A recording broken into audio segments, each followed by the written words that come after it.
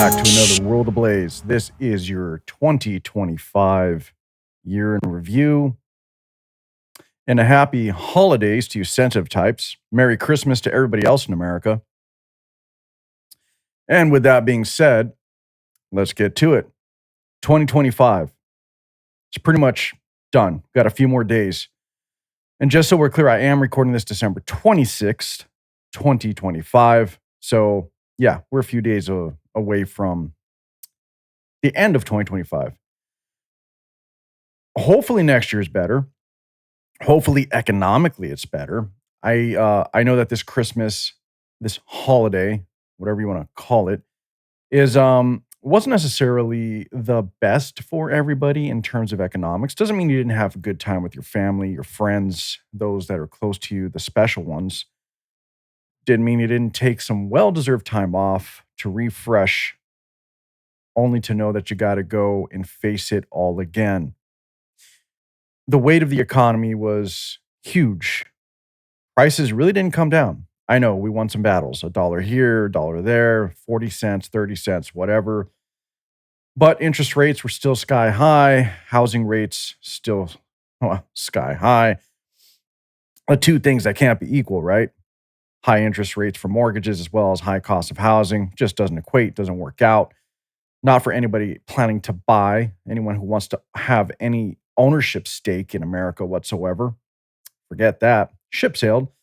What else happened in 2025? Oh, yeah, the big thing, Epstein files all year long. Release this, release that. Only thing we got was, well, more black pages, more redacted sentences, more of nothing. And what's funny is we've got hundreds and hundreds and hundreds of pages of so-called non-evidence, like not enough there to do anything with, to arrest anybody, to prosecute anybody. But hell, did they not take nearly 2 decades worth of resources and money to investigate this guy, Epstein? But somehow there's nothing there the whole time. With that being said, I think this also helped Bongino, Mr. Dan Bongino, this year announce his exit from being deputy director of the FBI. The guy who left a lucrative podcast, the mouthpiece of the right, shit talker in chief, to try to prove something to everybody, that he cares about America so deeply that he's going to make a difference by accepting the position as deputy director of FBI. And you know what he produced? Absolutely nothing. That was a letdown. Kash Patel was a letdown. Pam Bondi, a letdown. So far, we haven't seen anything produced, no receipts whatsoever. Well, that's a lie. There was a lot accomplished by President Trump in this 2025, this year, right? There has been. But none of the things that people voted for.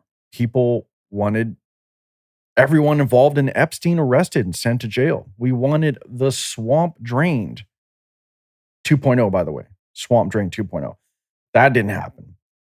And then we have drug dealers being shot out of the water, which I'm not bothered by. I mean, let's just be honest, the war on drugs. But we don't even have enough common sense in America to realize it's not really about the drugs. I know everybody thinks it's about the oil. It's not even about the oil. It's about protecting our hemisphere from the Chinese presence. That is heavy. A lot of people don't even realize this. Heavy in that region. They have relationships with Venezuela, Peru, Panama, you name it. The Chinese are dug in. We're protecting our backyard, and that's what that's all about. What else did we learn in 2025? Oh, yeah. Hate to say this. Don't want to call you out, but most of y'all are fucking stupid. Let's just be honest. Maybe not the ones that listen to my show. I'll be honest. You guys are pretty smart. But the average person out there doesn't even understand what the news is. It's hype. It's engagement farming. Everything that you've been seeing on social media, the majority, I'm going to say 90% because there's 10% of the truth out there, is fabricated, is designed to get a reaction, to get you to engage. And in 2025, it has never been as prevalent, as heavy, as dominant of a force than it has ever been in media. And you can call it new media, but it's just all media. It's all one and the same. We've learned that people trust grifters, people trust entertainers. Look, let's stop calling people like Candace Owens a conservative voice. She's a drama queen, entertainer. At this point, that's all she is. She's a bad soap opera.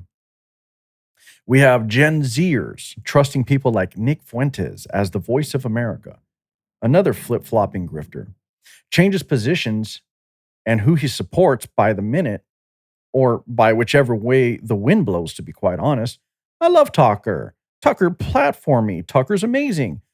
The next day, fuck Tucker. Tucker's a grifter. Tucker is a Qatari plant. Which is it, Nick?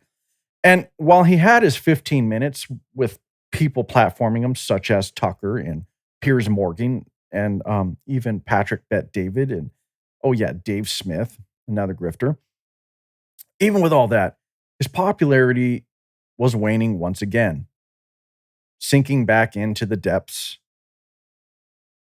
down into the caves and tunnels of which he dwells, only to rise once again by making a statement in response to JD Vance. Vice President JD Vance said, Nick, you can eat shit. And Nick Fuentes' response is, well, I appreciate the invite to a traditional Indian dinner with your family, but I don't think I will be eating shit.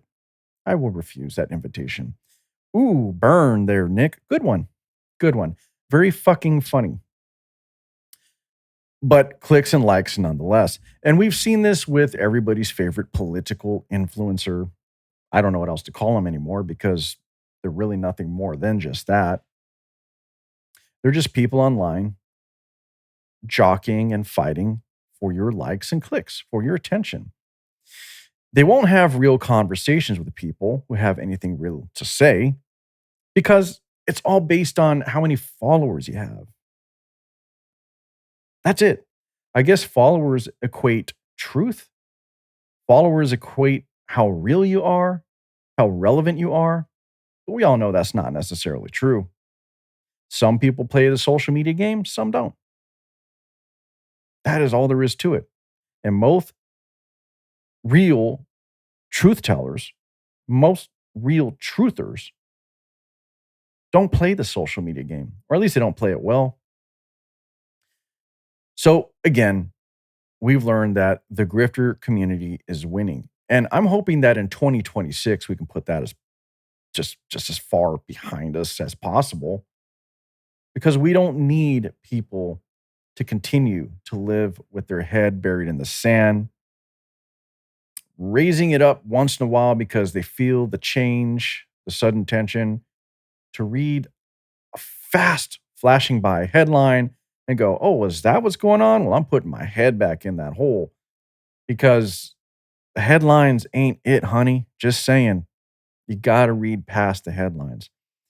People have to care again. People have to care about their country. I'm speaking about America, but I also say that goes for the UK with all the news we hear about what's going on over there, France, Italy, Europe in general. There's a few bright spots, such as Poland, who won't give in to the absurdity and bullshit, the agenda of the world of let's just make everything diverse and let's breed out the white skin. That's what it really seems like because it's all about pandering to those refugees from the Middle East. Hmm. And so where does that leave us? Well, thus far, I think 2025 has left us with a dumber society. There's a fringe here that really, really does want to spread the message, does want to do better. But that fringe is small, not big enough. And we can only hope that it grows, that more people become awakened to the fact that America, hell, the West in general, has been given itself away willingly under the guise of diversity and inclusion and empathy. And here we stand with our traditions challenged. Christmas is now taboo. Can't celebrate it. I know it's, look, Christmas isn't of itself is a conundrum because, I mean, let's face it, a lot of paganism was involved or absorbed into Christmas, as well as commercialism. So, what is Christmas anyway? Well, at the heart of it, we do celebrate the birth of Jesus, goodwill to all men, hopes and prayers, kumbaya, and all that. It's meant to be a holiday of love and thanks and peace and celebrating Christ the King. When you get down to the root of it, that is what Christmas is supposed to be about. But we can't celebrate it. We have people lighting Christmas trees on fire in multiple countries, those people being, once again, refugees. We have Islamic protests or conversion tents being set up right in front of Christmas celebrations. We have Muslims having loud songs I mean, whatever it is they do, their type of protest they do. All I know is they chant that they hate Christianity and they oppose Christmas and that we shouldn't be celebrating it because it's haram or whatever the fuck they say. And I got to say, the West has got to be getting tired of this shit. I'm tired of this shit, and I'm hoping that in 2026 you are tired of this shit. One thing I want to bring up leads me to this anyway. Speaking of shit, this podcast I do is because I have the balls to do it. Period.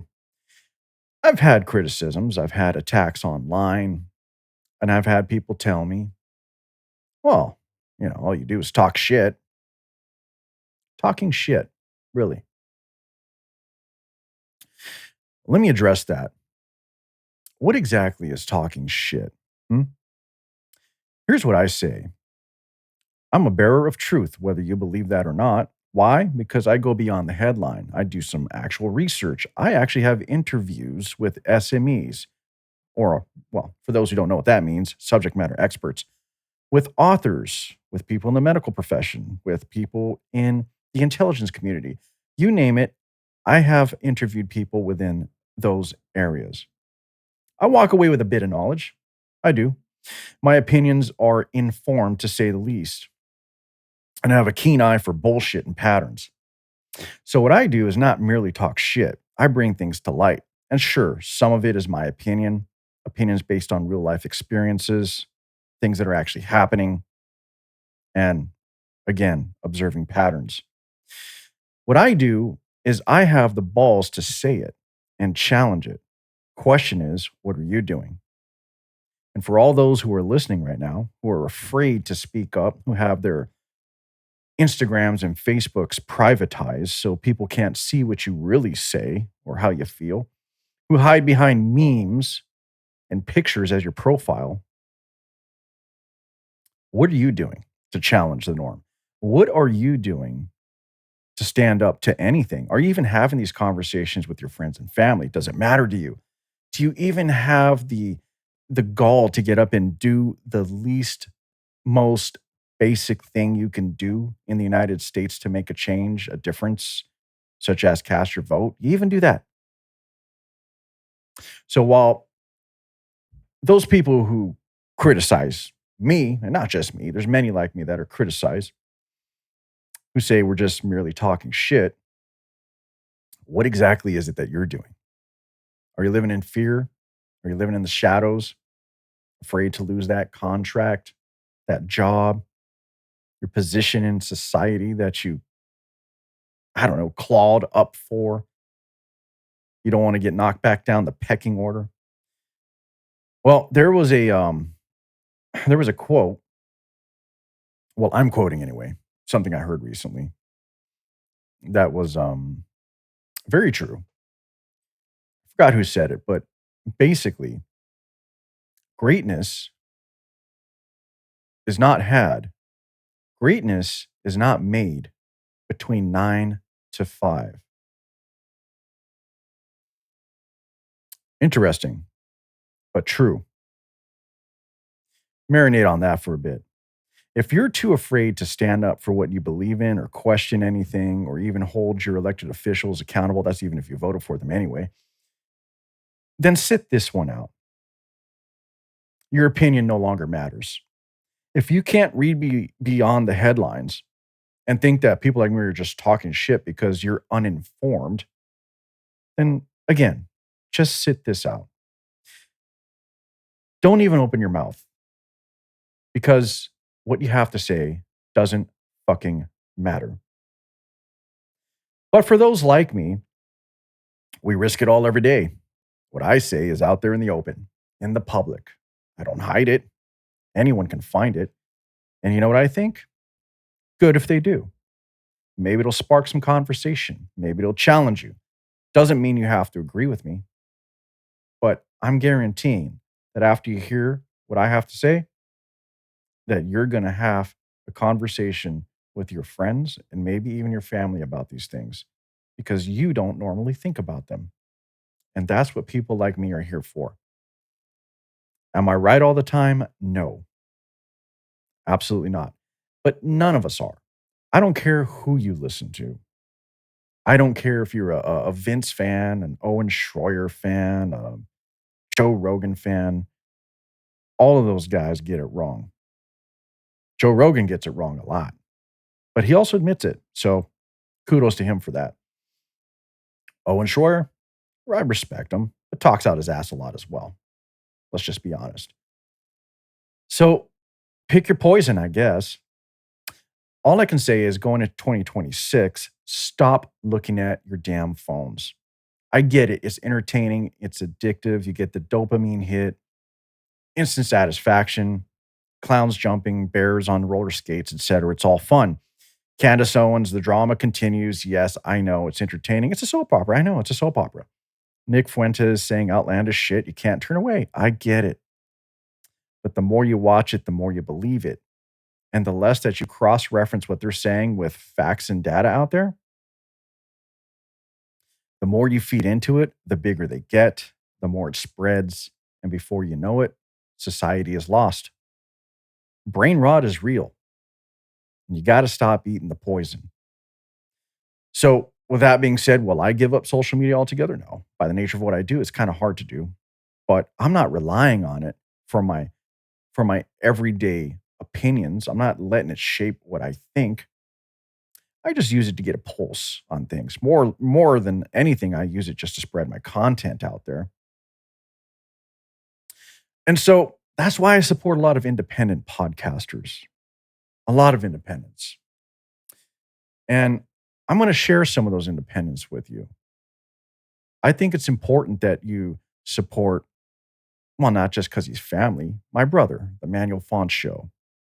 I think it's important you support Razor Wire News. They literally break down the entire week. Sure, they got dick jokes. They say some outlandish stuff to get a laugh. But in the end, they all come together to break down the week and they do it in a very serious way. You got This Week Explained with my friend Kervin Oakman and his wife. He's an ex-Army intelligence person. Very smart, very intelligent. And if you want to know a lot about what's going on in the world in terms of geopolitics, definitely give him a listen. If you want someone who calls things out because they don't give a fuck, well, I had to say it. Listen to Aaron Des Hotel. And then we have other great ones. We have The Boomer Bunker with Kate, the Duchess of New Jersey, and John Domingo. And we also have The Weathered View and Weathered Soul, both with Bruce and McGee. All good people. These are all independents. These are all people not looking to get anything out of it other than spreading the news, spreading the opinions, just informing people. Some of these guys do it for a good time, but once you get past all the jokes, they get down to business.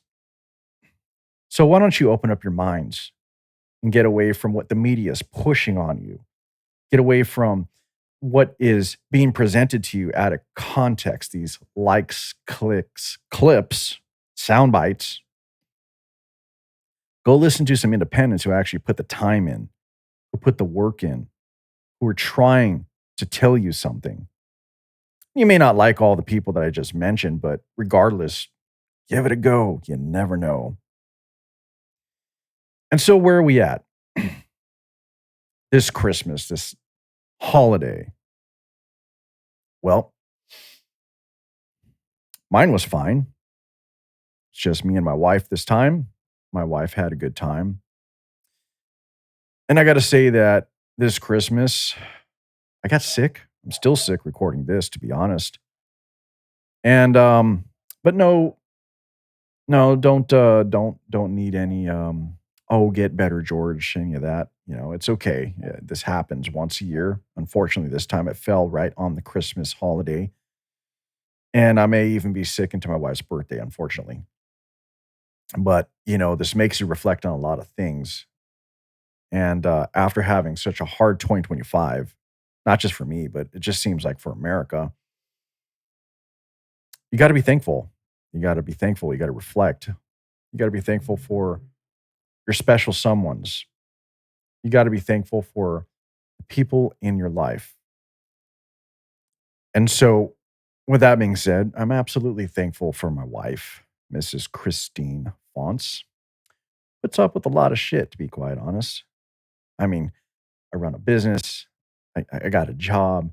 I'm a podcaster of two podcasts. I guest on podcasts. I'm a full time locomotive without breaks, and I don't have a lot of time to spend with her. I do the best I can, but I got ambitions and goals, and we're still trucking along. And she puts up a lot. She really does. So a big Merry Christmas and thank you to my wife. Also, I still have parents that are alive, thank God. I got a brother who I podcast with, my sister. I've got a lot to be thankful for, just as all you should. You should look at your significant other. You should look at those in your life and be thankful for all of that. Because if anything, regardless of the shit show that was 2025, those people are still there with you. And since they're with you, appreciate them as you should. So let's get back to America at large. America's had a tough year. America's had a tough year. Democrats are still being Democrats. I don't even know if they're Democrats anymore. You got people like AOC and Bernie Sanders pushing for democratic socialism. You got a democratic socialist as mayor of New York now, or mayor elect. You have Michigan being overrun by Somalians, which, hey, you can have your own opinions on that, but I'm just stating facts. What else happened in 2025? Oh, yes, you had the Islamic community, Muslims, who were trying to create own their own gated, policed community in Texas, offering their own internal schools. Basically, they were trying to create a nation within a nation in Texas. Yeah, that happened. We had deportations, the big thing. We have terrorist attacks. In fact, terrorist attack was just thwarted. 5 individuals, I believe, were arrested. Um, no, they were going to blow up 5 targets in Southern California on New Year's Eve. That's what it was. That just happened. And since we're talking about terrorists in 2025, the Customs and Border Patrol website, if you look at that data, they've encountered enough terrorists at our border. Now, these are the ones they encountered, by the way. Stopped. They encountered enough in 2025 to put over 80 terrorists in every state in our union. Can you imagine that? 80 terrorists in every state in the United States of America. 80. We've seen the damage that 1 or 2 terrorists can do. 3, 5. Imagine 80 working together. That's the year we've had. We've had the infighting in Congress. We've had Republicans, Democrats, rhinos, dinos, whatever you want to call them. The reality is this. Everyone's talking about the midterms. Look, no one cares about the midterms. No one cares about the midterms. President Trump doesn't care. Let me make this very clear. President Trump is done. This is his last term and he knows it. He doesn't care. He's done. So, what you're seeing now are Republicans trying to get along with Democrats. Look, they're all trying to side with each other because they realize, the Republicans anyway, they realize that once midterms come along, all the votes are had, Democrats are going to be in control. All of this is nothing but political theater. They're all jockeying for position and relationships because they know that they're going to need the other guy on the other side to get things done. All while at the same time, while Republicans have had control, haven't gotten anything done. It's really all two sides of the same coin. It's the same fucking party. There's no difference. What do we need going into 2026 and beyond? Another party, not just another, not just a third party. How about a fourth party, a fifth party? We need more options. More options founded on democratic principles, on the Constitution. Because I don't want to see a communist party or a democratic socialist party out there being represented or trying to represent the people. That should never be in the United States of America. Period. But aside from all that, look, we know nothing's going to change until we stand up and force the change. If you want to change, you got to be the change, right? If you want the change, you have to be the change, period. And that is the truth. And changes have already come. Have already come. And America doesn't like it. Or at least there's a certain sector of Americans that don't like it. But what is it to be American anymore? Is it race? Because everybody's trying to make it race again. You know what's funny is, we're in 2025 and racism was big as ever. It was bad to be white. White man, the devil.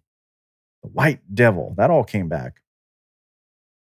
The biggest threat to America is white supremacy. What a fucking joke. Did I just mention earlier that they've encountered at our borders this year enough terrorists to put over 80, I think 88 terrorists in every state of the United States of America? Did I just say that? The ones that they encountered. But it's white supremacists that are the biggest threat to America. You know what else they said was the biggest threat to America? White Christian nationalists. They are somehow terrorist organizations. I challenged somebody on a post in a response because they were literally saying that white Christian nationalists are the largest terrorist threat in America.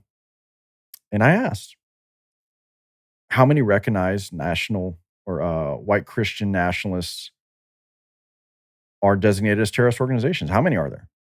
How many attacks have been carried out under the banner of white Christian nationalism? How many terrorist attacks have been claimed under white Christian nationalist organization? I mean, has there been? I'm sure there has. But really? See, this is all made up bullshit. That's the thing. It's all spin. It's all designed to get us to hate each other. Literally. It's all bullshit. And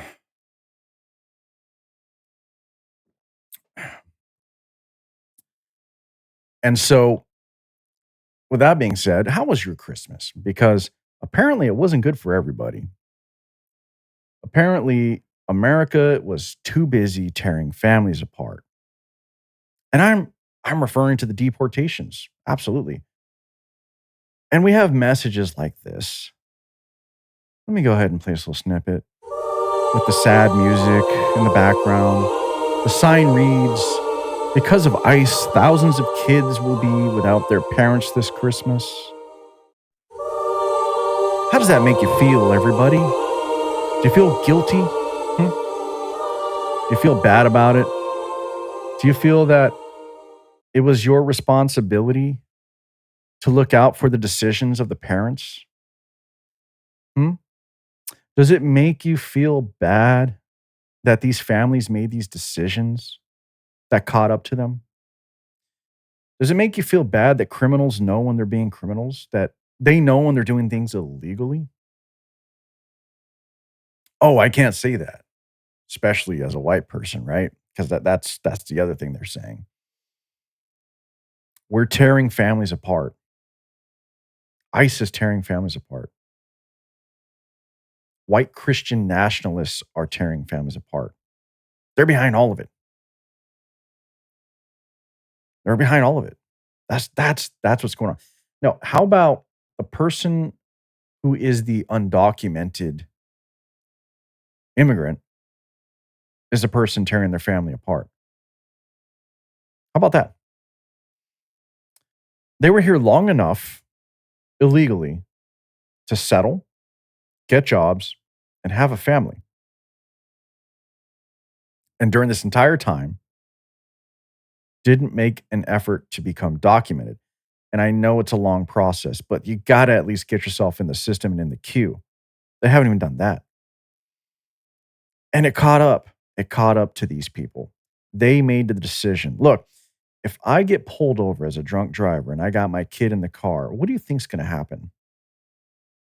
A lot of people will say, well, you're going to get arrested. You shouldn't be driving drunk. Drunk driving kills people and you're putting your kid in danger. Oh my God, what kind of person are you?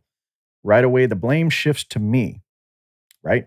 Especially me as the white guy, because, I should know better. But if it wasn't a white person, it would be racial profiling. Well, you only pulled me over because I was profiling me. And it wasn't because I was drinking. Ah, yeah. I've heard that argument, by the way. That's the only reason I said that. I've actually literally had that argument online with somebody. And that's what they threw back at me. The ridiculousness of it all. Skin color somehow dilutes the importance or the abhorrent act that's being carried out. Your skin color makes a difference. Hmm. But these people that are being separated by their families, they had a choice. And they chose not to obey the law. But what's crazy is if they want to stay with the family, like first off, let's get back to what I was first talking about. They had enough time to come here, establish themselves, get jobs, and have families. All of 2025, the Trump administration said, hey, we're cracking down, we're deporting everybody that we find to be here illegally. And I'm tired of this undocumented rhetoric, this saying, they're undocumented. No, no, no. They're fucking illegal aliens, just as I would be an illegal alien anywhere else. I would be an illegal immigrant in Italy, in France, in the UK, because I am not a legal immigrant there. I would be illegal if I didn't go through the proper channels and process, period. But these people all had a choice this year. And so that choice being you could self deport. You had the opportunity to leave before things got to where they are. See, the US government was offering people the opportunity to self deport. They were going to give you $3,000 to do so, give you a free plane ticket. It's all right here. I mean, this is just a simple AI search. We can go deeper, but it's all right here. And they had the chance to do this until December 31st, 2025. They knew it was coming. They could have self-deported. They absolutely could have gotten away, done it legally. And people are like, "Well, what about the family? What about the Well, if the family really wanted to stay together, there's nothing stopping them from going back. In fact, the government has programs that will help assist in these situations to get them to go back with the family. But instead, there were organizations coming up with ways that these children can remain here with a caregiver while they figured out, because God forbid that the family stay together. because where their parents came from is so amazing that for some reason they don't want their kids to go with them or the children don't want to go with them. I don't understand. Maybe I was reading that whole situation wrong. Maybe not. But yeah, we're getting tired. I think America's tired. I think I think America is over the bullshit. They really are. Just as when I was talking about these political influencers the Candace Owens and the Nick Fuentes and the Patrick Bet Davids and all these people. Like, you know what's funny is the average person doesn't even know who these fucking people are. Like seriously, like you're listening to my show, you know who these people are because you're in the know. You're within that circle of of that community of that political sphere. Like this is what you're into, so you know. But the average person, look, it's a big world out there. It's a big world out there. The average person doesn't know. The average person on the street doesn't know who Nick Fuentes is. I'm telling you right now, they don't. The average person on the street does not, definitely doesn't know who Dave Smith is. I'm telling you, they don't. These are the realities. These are the truths. And unfortunately, the truth is not getting back. It's not getting back to the people. Is not getting back to these influencers, these creators. Everyone's living within their own little bubbles. We need to pop those bubbles and get them to you know, interact, hold themselves accountable, hold each other accountable, challenge, stop propping themselves up with their fan base of bots on X. It's horrible, sickening. But all we know is brown people are being treated bad when it comes to immigration and that we're all Islamophobic now. Oh my. If you have questions about why, why with over 50 Arab or Muslim countries, with so many places to live and go, that they all must seek refuge in Western nations. Paris got hit the hardest. The UK is pretty much the next in line. Italy, Switzerland, America.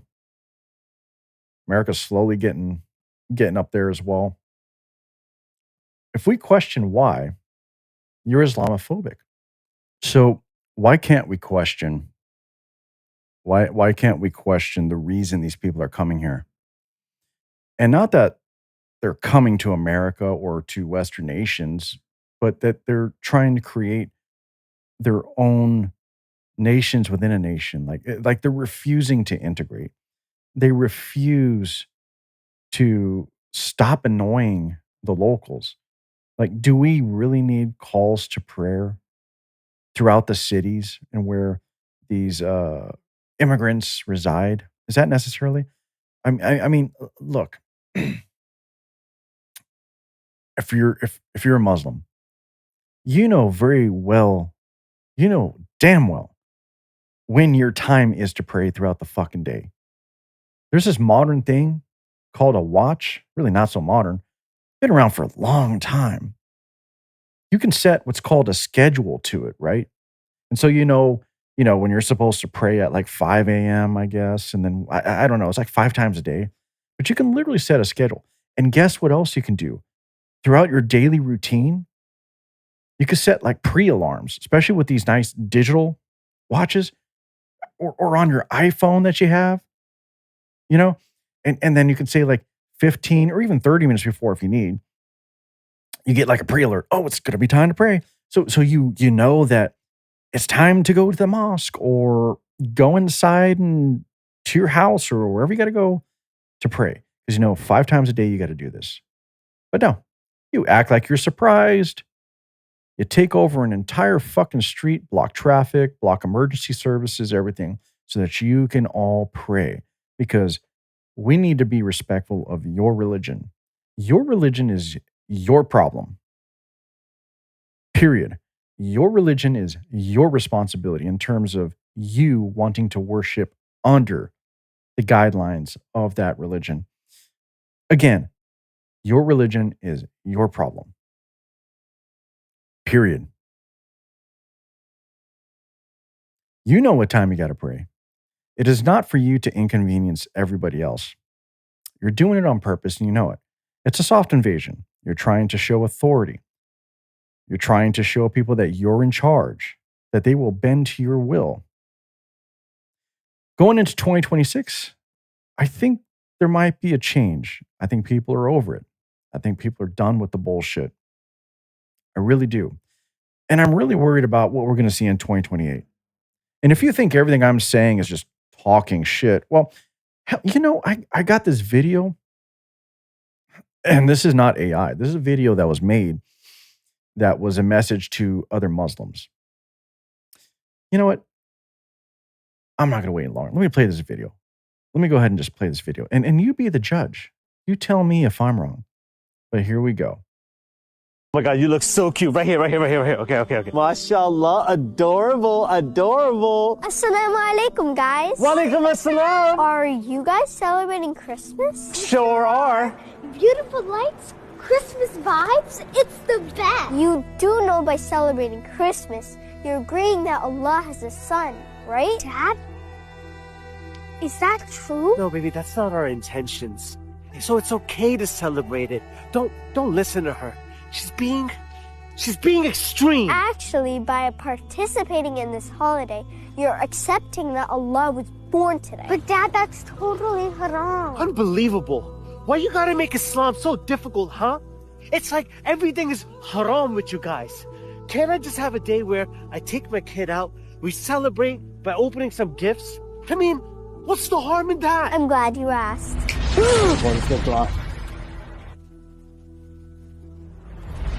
Baby, help me with the Eid decorations. Yeah, right. I'm done with this! Whoa. At this point, celebrating these holidays isn't even about, is it haram? It's about putting your Islamic identity in danger. Dad, Allah's blessed us with Islam. And honestly, that's all we need. You got that right. Now you get it. Dad, let's get out of here. Good idea. May Allah bless you. Bye.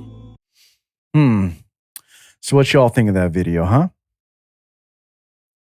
Apparently, celebrating Christmas goes against what they believe in because it's admitting that God had a son, number one, and two, that integrating into other cultures and celebrating other events that are historical, that are timeless, that are classic within a culture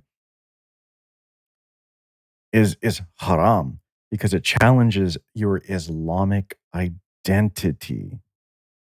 Interesting. So in this video, they're plainly saying, don't integrate, don't celebrate, pay no mind to the local cultures and customs, because what's more important above all is your Islamic identity. You will remain separate. You will remain your own people in a foreign land. You will remain a stranger in a strange land. And you will continue to be who you are in a strange land, a land that didn't want you in the first place, by the way. But it's going to be your mission to make sure that you inconvenience the local culture so that you don't challenge your Islamic identity. Well, there you have it. And look, there's many more examples, way more examples than that. And so, how is all this coming about in America? How is all this coming about? How is it that we're seeing all this messages of or this messaging, narratives of Islamophobia? Like you're Islamophobic if you question this or that, or you're a white supremacist or a racist if you agree with deportations. That you're a colonialist, that you're living on stolen land. Where's all this coming from? Where is it coming from? Hmm? Well, it's a playbook. It's a playbook. It's uh it's something that is really part of the communist playbook or Marxist playbook. Both one and the same, really. But you know, I have a video here. This is John Solomon. Apologies. CEO and editor in chief of Just the News. And this person was able to interview an intelligence operative, a Cuban intelligence operative, that basically laid it all out on the table and told him exactly what's going on. And there, that after you watch this, you're going to realize that it's getting played out right now. Like what is said here by John, based on what he heard from this operative, this Cuban intelligence operative, is happening right now in real time. Okay, so here's John Solomon. Had an opportunity to interview a Cuban intelligence asset agent. He had retired, defected, and went all the way back to Castro. It was Castro and the Soviets early in his career. By the end of his time, he was with the Venezuelans, the Iranians, and the Chinese. Cuba always looking to destabilize us. And he said, listen, I'm going to just be honest with you. We're targeting your education system, and I'm going to give you our 5 principles of warfare. It's easier to change a young mind than an older mind. It's easier to create instability when you create division in America. It's easier to create confusion when you normalize the abnormal. And if you portray law and order as fascism, you can tear down a democratic Western society. Now, take those principles I just gave you and think about what teachers' unions and school districts brought into your schools in the last decade. Normalize the abnormal. Let's have a man go into a women's bathroom pretending he's a female athlete and let him win all the awards on the podium. DEI and CRT were designed to create division, to divide America between 2 classes of people, the oppressed and the oppressors. The oppressors are white people. Everyone else falls into the oppressed class. If you divide a country along those lines and you train children that that's the story, now you can start to create the protest movement that starts to bring down the country. The other thing he said is that in Marxism, crisis is the key. You have to keep creating another crisis to create the sense that your country is falling apart. Now think about the inscription on some of the bullets that were recently recovered in some of these assassination attempts. Catch this, fascist. Fascism is anyone who believes in law and order, who believes in the Judeo-Christian society. Those concepts have been brought into your school districts. They've been brought into your kids' classrooms. They've been brought into your child's Discord chats when they're playing video games. This guy mentioned how much he spent in the final days of his career on Discord trying to poison the young minds of children here. There isn't an accident to what's going on in our schools. Yeah, there's teachers unions and there are nonprofits that are there, but our foreign enemies have a plan and they see the education system as the first step in destabilizing America. So what do you think of that? That's exactly what's going on right now. That is the exact playbook that we see unfolding right before our own eyes. And going into next year, I hope we all wake up to what's going on. I really do. But very clear division, hate. The white person's the oppressor and everybody else is the oppressed. Everyone else stand up to the white person. Skin color is the problem. Being white is the problem. But our vice president says, fuck that. I'm not going to stand for it. In fact, he had a message for everybody. Here's JD Vance with that message. In the United States of America, you don't have to apologize for being white anymore.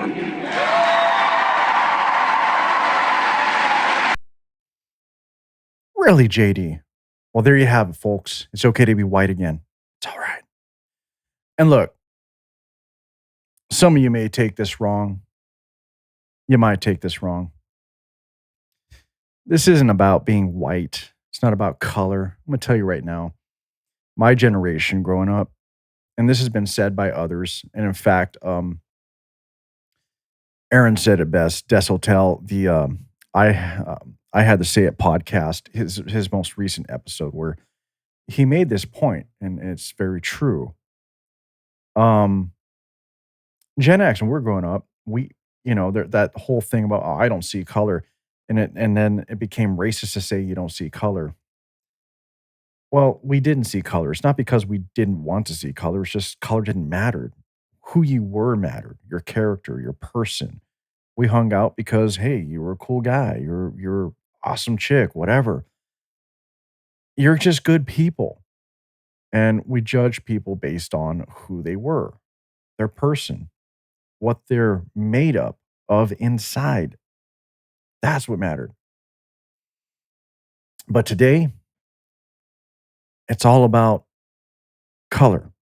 It's all about race. Once again, because it's the easiest tool to use to keep people divided. Because it's the easiest thing to blame for everything in your life. Well, I'm poor because I'm not white. Oh, I didn't get that job because I wasn't white. I didn't get that home loan because I wasn't white. I wasn't able to afford that car because I'm not white.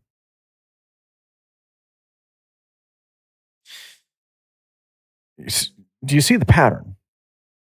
Am I just talking shit, everybody?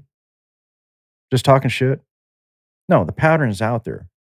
It's real. The events have happened. They're unfolding before your eyes. Are we Islamophobic? No, not at all. We have a right to question why the peoples of 50 some odd nations need to relocate to the West to make the West just like the place they left that was so bad. Why they are against Westerners celebrating their own traditions and holidays. And with that being said, why is Christianity suddenly under attack? Like now Christianity is the ire of the world because it's haram. You know,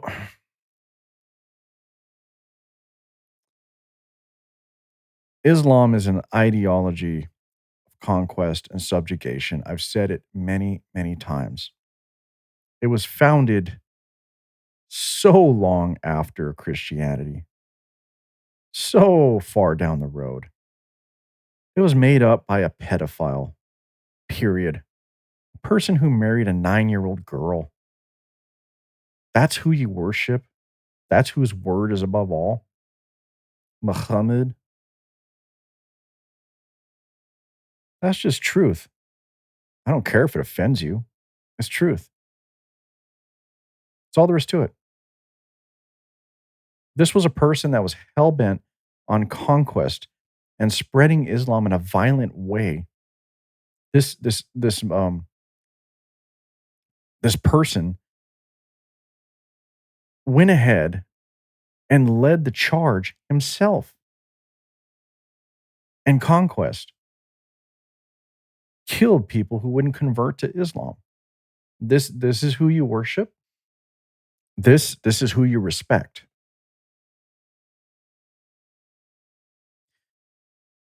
Not that who was Christ-like or that who was actually Jesus Christ who gave himself so that the world could live. No, you want to worship a person who is hell-bent on marrying underaged girls, 9-year-olds, killing people who wouldn't convert to his belief system, and trying to conquer the world. That's it. Got it. Okay, sure. Well, getting back to America, we can't end the year without talking about Trump. Trump is the troll in chief. And for as many of us who like Trump and for as many of us who don't like Trump, we all just can't get away from Trump. Trump is Trump. He is a phenomenon. He does things his own way. And with that being said, I'm going to leave you with one of the ultimate trolls ever. The White House themselves released an animated reel with lo fi Christmas music listing all the accomplishments of Donald J. Trump in 2025. And so before I leave you with that, I say, wake up, America, continue to question, continue to listen to people that make you feel good, I guess, but also listen to others that may make you feel uncomfortable. It's all about challenging your beliefs, questioning the narrative, and getting deeper and deeper until you reach the truth. And that's all I can ask for. And that's all anyone can ask for. And if we just do this, we will have a better America. We will have a better world. And so, with that, I leave you with the accomplishments of Donald J. Trump.